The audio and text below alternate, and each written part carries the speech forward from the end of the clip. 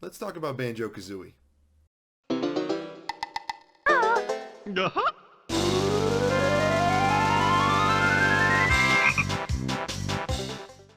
For those who don't know, Banjo Kazooie is a video game series developed by Rare, formerly known as Rareware, following the adventures of a honey bear named Banjo and his bird best friend Kazooie, who lives in his backpack. Banjo's been the topic of conversation a lot lately, thanks to his inclusion in Super Smash Bros. Ultimate. I think it's worth looking into the impact his inclusion should have while it's still relatively early. Now is the perfect time for Microsoft to give Rare a green light on Banjo-Threeie. Now, before you get all huffy about Banjo-Kazooie nuts and bolts being Banjo-Threeie, hear me out. I actually have a really detailed and thorough explanation of why nuts and bolts isn't really Banjo-Threeie, despite it technically being the third main series game in the franchise. It's not. It's just not. You can find so many videos of people tearing nuts and bolts to shreds, and for very good reasons. It just wasn't what was promised. We were promised a platforming game, a new one featuring Banjo and Kazooie in HD and on current gen consoles. It was something that people have wanted for a decade almost at that point. It's worth going over the history of Banjo-Kazooie games and why they were so good in the first place, and how people were disappointed with nuts and bolts. I'll try to summarize it as best as I can without getting too deep into the details. Picture it, it's the late 90s, and the gaming market is doing exceptionally well. There's a competition between competitors to be the best console around, using mascots like Crash Bandicoot, Mario, Sonic, Spyro. Things are going well. Rareware had been working on games for Nintendo for a while, developing them and then Nintendo publishing them. They're the people who made the Donkey Kong Country series, and, the birth of furries because of Candy Kong. They were developing a game called Dream, which eventually turned into Banjo-Kazooie. And that game hit shelves on June 29th, 1998. People fell in love with the Bear and Bird, and Banjo-Kazooie became the 10th best-selling game for the Nintendo 64. It had an amazing soundtrack. Every collectible in the game had its own tune. The tracks for each level were all original and helped set up the tone right off the bat. The hub world was huge, and the only way to progress through it was either with collecting music notes or learning a new move within the levels. And that made progression feel natural. You learned more, therefore you could go further. You want to get further in Grunty's lair? You get your ass in a new level and learn a new move. You're not going nowhere till you do that, bro. It wasn't long before people started arguing over which game was better between Banjo-Kazooie and Super Mario 64. These games were very easy to compare because of how similar they were. Open world platformers with a bunch of things to explore, both were collectathons, both featured lovable main characters, the works. You really don't have to go very far to see some of the similarities between these two games. While I personally prefer Mario 64, it's not hard to see why Banjo-Kazooie has the right to claim superiority in some cases. Banjo and Kazooie have way more moves, their hub world is bigger. Mario 64 reused some songs for multiple levels, while every level in Banjo-Kazooie has its own song. The general feeling is that a lot more effort went into Banjo-Kazooie just from how much is present throughout the game. Through its success and the threat to overtake Mario as the king of platforming, Banjo and Kazooie had become mascots of the Nintendo 64, and rightfully so. It won several awards back in its day and was a huge commercial success. The ending of the game teased a sequel named Banjo-Tooie, which wouldn't be released until November 20th, 2000. Banjo-Tooie did everything that the first game did and made it better, even if there were some pacing issues. The duo had all of their abilities from the first game and added more without it being overwhelming. The worlds were bigger, the characters were a little more fleshed out. It was a good expansion on what Banjo-Kazooie set up. Tooie was also a huge success, further solidifying Banjo's place as a face of Nintendo. The success and prominence of the series made fans call for Banjo and Kazooie to appear in a Super Smash Bros. Game, a series known for pulling the faces of several Nintendo franchises and letting them fight it out. In other words, to let fans decide who really is better between Banjo-Kazooie and Mario. Let them fight it out. Banjo-Tooie, just like the first game, also teased a sequel, this time titled Banjo-Threeie. Now begins what modern historians have referred to as the Dark Times. Rareware tried to convince Nintendo to buy them so they could make games as a first party for Nintendo as opposed to a third party for Nintendo, but Nintendo said no, which eventually led to Microsoft buying Rareware. Some games were made for the Game Boy Advance, like Banjo Pilot and Grunty's Revenge, which I don't think anyone played, but there wasn't a main series game for a long time.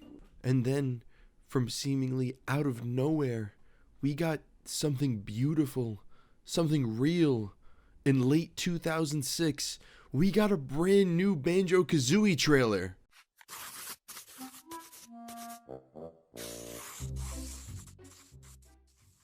A shining glimmer of hope. I mean, look at it. It's a Banjo game. It's a trailer for a Banjo game. We all believed this was a trailer for a new Banjo game. And it ended up being such a misdirection. Honestly, the only thing that has a similarity between this trailer and Nuts and Bolts is the character model for Banjo. They kept that. Everything else, this looks like a platforming game. It was not a platforming game. A platforming game did not come out from this. Instead, we got Nuts and Bolts. Nuts and Bolts came out on November 11th, 2008, almost exactly 8 years after Banjo-Tooie.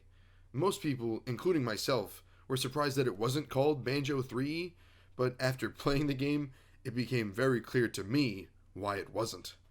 There are so many videos about the process of making Nuts and Bolts, the different titles it went through, like Banjo X and all this good stuff, but none of it matters in the end because people didn't like the finished product.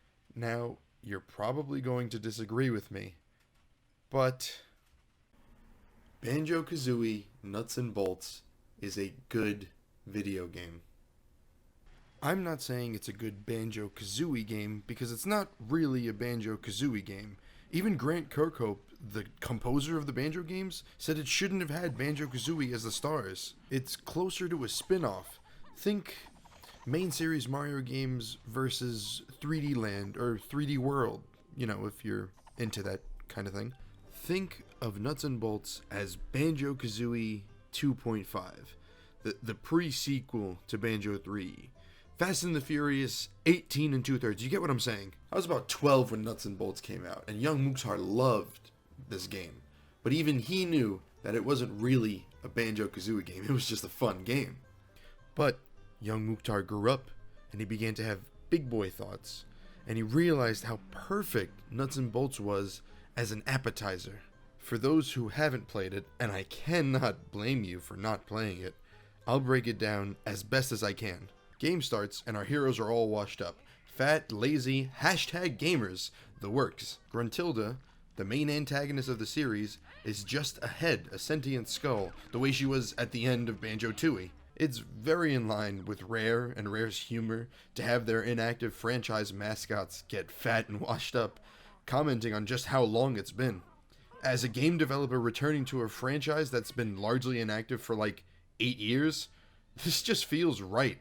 The Lord of Games, or LOG, which was, I don't even know, restores Banjo and Kazooie to their former physical glory, as well as give Gruntilda a mechanical body for her sentient skull, and then has them making cars to complete objectives in different worlds to collect Jiggies, the staple collectible of the series, like stars in Super Mario 64, in order to fight and defeat Gruntilda yet again, sending her to a lifetime of making video games for LOG in his video game factory.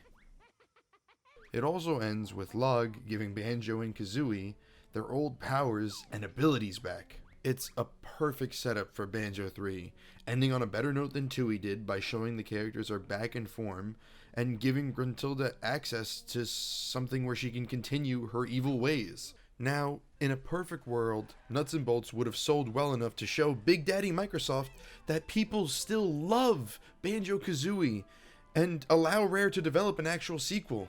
But we all know what happened. Critics slammed it, and players slammed it. It wasn't what we wanted. Now, by my own logic, where you need to reestablish Banjo-Kazooie, you would need another Nuts and Bolts to reestablish them again.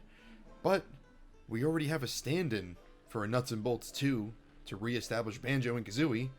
We have Banjo and Kazooie in Super Smash Bros. Ultimate, Now, they're in the limelight again. Fans are talking and they're happy. That alone could and should be enough to think about Banjo-Threeie. Look at it like this. A few years ago, everyone got hype because of the announced Crash Bandicoot remaster. Those sold very well from what I understand. It started as a PlayStation 4 exclusive, but then it got, ported to Switch and Xbox. And then it did even better. Then, the Spyro remasters got announced, and that was even more hype. And the Spyro remasters came out for the Xbox and PS4, and pretty recently got released for the Switch. Ratchet & Clank, a little while back, a movie and a game came out, and people loved it. So, we see that people not only remember classic games from decades ago, but they'll pay money to play them again with better graphics, and that's a good thing. It means there's still a market for platforming games. Steve Mails, the guy who created Banjo and Kazooie, the characters, thinks the first two games should receive remasters similar to the Crash Insane trilogy. Half the reason I got a PS4 was for the Crash remasters. Way back when it was announced, I thought it would stay a PlayStation exclusive. The other half was Marvel's Spider-Man, but that's a whole other video. Mario alone is a testament to platforming games still being relevant, but Mario is Mario. And nowadays it's unrealistic to expect to compete with Mario, but hey, console exclusives should be the best that they can be, so people want to buy your console. Odyssey is amazing and deserves all the love it gets. My point is, the market's there, and Microsoft needs to wake up. For however long Rare was making Kinect games. Sea of Thieves was fun though, I'll give them that. Allowing Banjo and Kazooie to be in Smash was the right thing to do. Now, they should strike while the iron is hot. The market's there, the fans want it, it's smart. Especially after the Battletoads announcement at E3 this past year.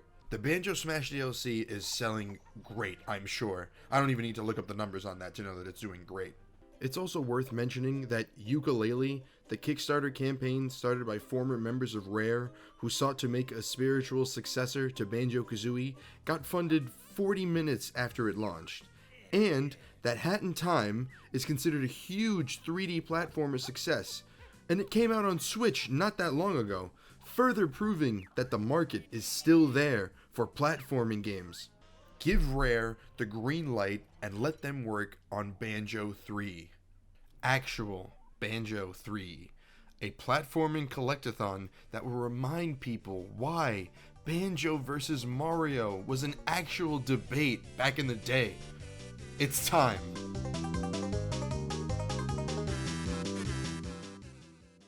Please consider sharing this video with the hashtag Banjo-Threeie to get some support behind the movement to let Microsoft notice just how much we want this game. Also, please consider subscribing to support the channel. Thanks guys.